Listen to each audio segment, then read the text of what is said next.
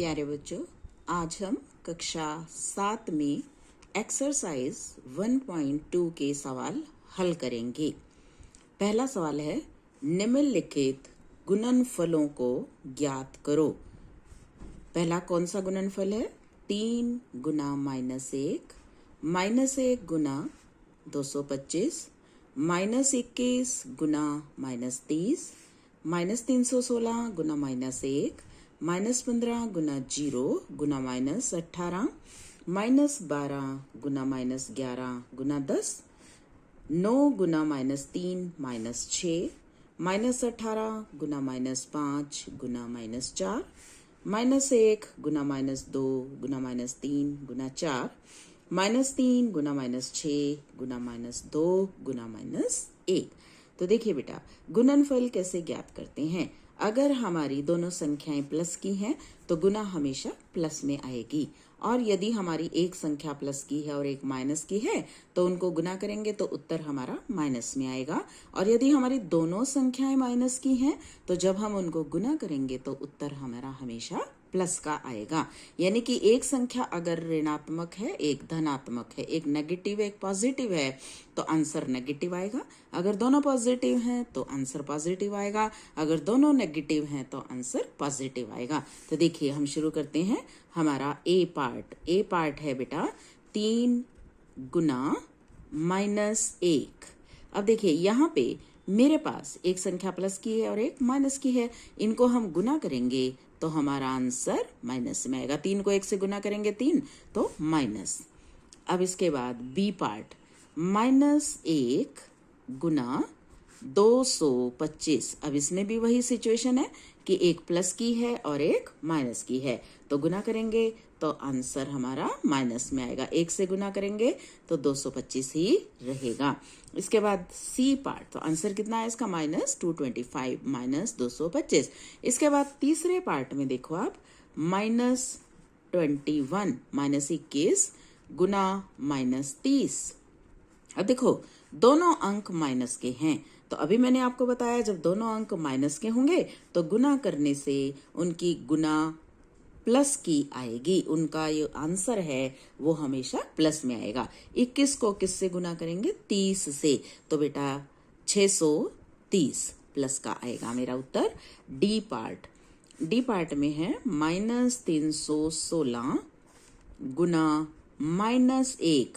दोनों माइनस की रकमें हैं तो 316 को 1 से गुना करेंगे 316 ही आएगा। क्योंकि दोनों माइनस की हैं इसलिए आंसर आएगा +316। ई पार्ट, ई पार्ट में है -15 गुना 0 गुना -18। अब देखिए, 3 रकमें हैं, -15 गुना 0 गुना -18। तो जब 0 आ गया गुना के लिए तो बाकी गुना अपने आप 0 आ जाएगी, तो इसका उत्तर रहेगा 0।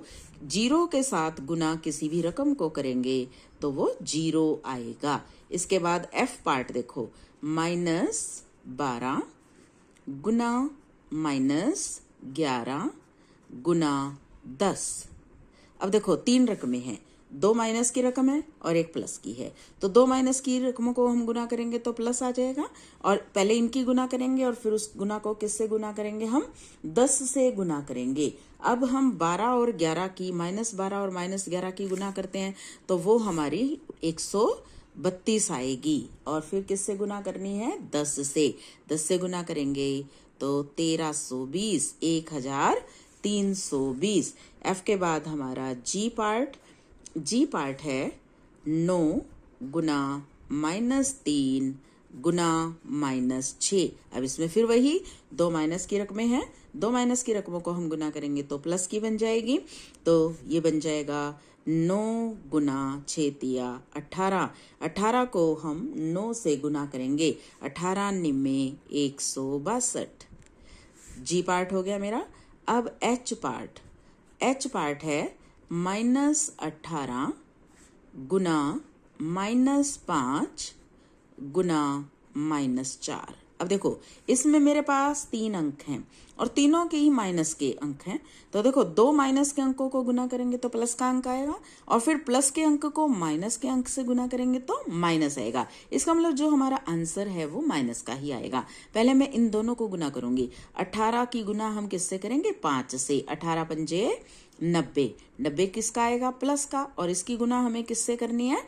-4 से। अब इसकी गुना हम -4 से करेंगे तो -360, 9 चौके 36। तो ये हो गया हमारा H पार्ट। इसके बाद I पार्ट। अब I पार्ट में मेरी रकम है -1 गुना -2 गुना -3 गुना 4। अब इसमें देखो मेरे पास 4 रकमें आ गई, 3 रकमें तो माइनस की आ गई और 1 प्लस की आ गई। तो मैं पहले इन दोनों को गुना करूंगी। -1 की -2 से गुना करूंगी तो 2 आ जाएगा। फिर -3 गुना 4। अब देखो 2 की -3 से गुना करूंगी तो -6 आएगा और उसकी फिर किससे गुना करूंगी? 4 से। तो फिर 1 माइनस की 1 प्लस की तो -24। तो जो आंसर आएगा वो -24 आएगा। तो जे पार्ट में मेरे पास रकम है -3 गुना -6 गुना -2 गुना -1। 4 रकमें हैं और चारों की चारों कैसी हैं? माइनस की हैं। तो 2 माइनस वाली रकमों को गुना करेंगे तो प्लस आएगा। तो मैं इन दोनों को गुना कर लूंगी। 6 तिया 18 गुना इन दोनों को गुना कर लूंगी। -2 की -1 से गुना प्लस का 2 हो जाएगा और 18 दूनी 36।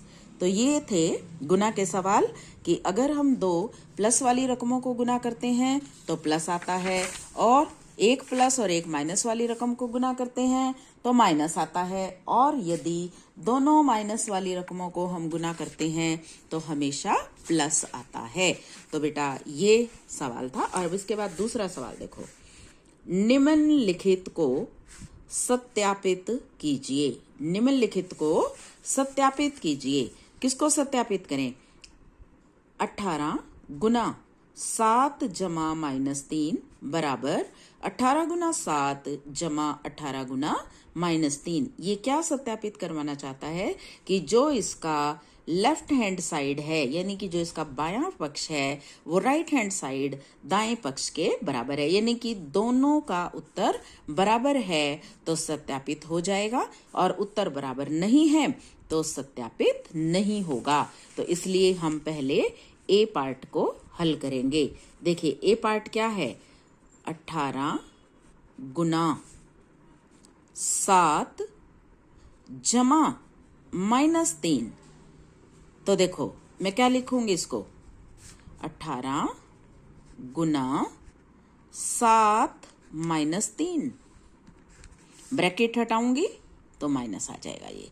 तो क्या बच गया मेरे पास? 18 गुना 7 में से 3 गए 4 और 18 चौके 72। तो जो मेरा लेफ्ट हैंड साइड है वो ये आ गया। अब मैं इसको हल करूंगी।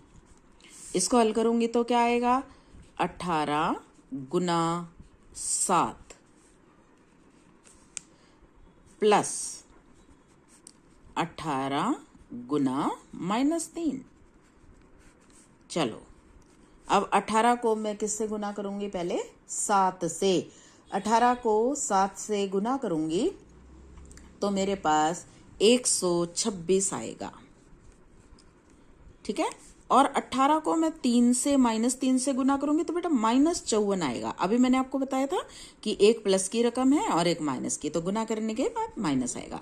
तो 126 में से 54 को हम घटाएंगे तो 72। अब देखो इस वाले भाग का भी 72 उत्तर आया और इस वाले भाग का भी 72 उत्तर आया। तो क्या लिखेंगे? अतः सत्यापित हुआ। अब इसका बी भाग। अब बी भाग में क्या है? -21 गुना -4 प्लस -6। अब देखो इसमें भी मैं कैसे लिखूंगी? -21 गुना अब अंदर मेरे पास क्या है, -4 -6। अब -4 और -6 कितना हुआ, -10। -21 गुना -10, गुना करने से क्या आ गया, 210। दोनों माइनस की रकमें आ गई तो गुना करके मेरे पास 210। अब इसके बाद जो इसका इधर वाला पार्ट है, इधर वाले पार्ट में देखो क्या है, -21 गुना -4 प्लस -21 गुना -6। अब देखो दोनों माइनस की रकमें हैं, दोनों को गुना करेंगे तो प्लस आ जाएगा। 21 को 4 से गुना करेंगे, 21 चौके 84। ये भी दोनों माइनस की रकमें हैं तो इनकी भी गुना प्लस आ जाएगी, प्लस 126 और जोड़ेंगे तो कितना आ जाएगा, 210। अब इसका भी क्या लिख देंगे, अतः सत्यापित हुआ। सत्यापित हो गया ये। अब देखिए तीसरा प्रश्न है मेरा, किसी भी पूर्णांक a के लिए -1 गुना a किसके समान है। कोई भी पूर्णांक है उसके लिए -1 से उसकी अगर हम गुना करते हैं तो आपको मालूम है, मैंने बताया था, गुना 1 -1 गुना a कितना आएगा, -a। कितना आएगा, -a। दूसरा भाग में क्या कहता है, वह पूर्णांक ज्ञात कीजिए जिसका -1 के साथ गुणनफल -22 है, 37 है और 0। भाई -1 को किससे गुना करें कि -22 आए, तो -1 को हम 22 से गुना कर देंगे तो -22 आएगा। -1 को हम -37 से गुना कर देंगे तो 37 आएगा। तो क्या लिखेंगे, -1 गुना 22 बराबर -22। ठीक है, और ए हो गया इसका ये भाग ए। बी -1 गुना -37, ठीक है ना, 37 आ गया। सी भाग 0 कब आएगा, जब हम 0 से गुना कर देंगे, 0 हो गया सवाल। -1 गुना ए -1 गुना 22 -1 गुना -37 -1 गुना 0। तो ये हो गया सवाल। इसके बाद मेरा अगला प्रश्न है, चौथा सवाल, -1 गुना 5 से आरंभ करके विभिन्न गुणनफलों द्वारा कोई पैटर्न दर्शाते हुए -1 गुना -1 बराबर 1 को निरूपित कीजिए। यानी कि यहां से शुरू करें। यहां से शुरू कैसे करेंगे, -5 आएगा, -1 गुना 4 कितना आ जाएगा, -4। -1 गुना 3 कितना आ जाएगा, -3। -1 गुना 2 कितना आएगा, -2। इसके बाद -1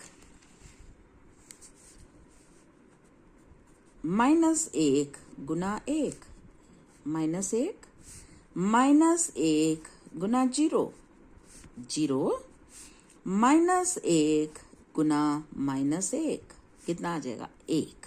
अब इसको हम पैटर्न कैसे बना सकते हैं, देखिए जो ये है इसको आप क्या लिख सकते हो, इसको मैं लिख सकती हूँ -5 + 1, और इसको क्या लिख सकती हूँ, -4 + 1, और इसको क्या लिख सकती हूँ, -3 + 1, और इसको क्या लिख सकती हूँ, -2 + 1, और इसको क्या लिख सकती हूँ, -1 + 1, और इसको क्या लिख सकती हूँ, 0 + 1।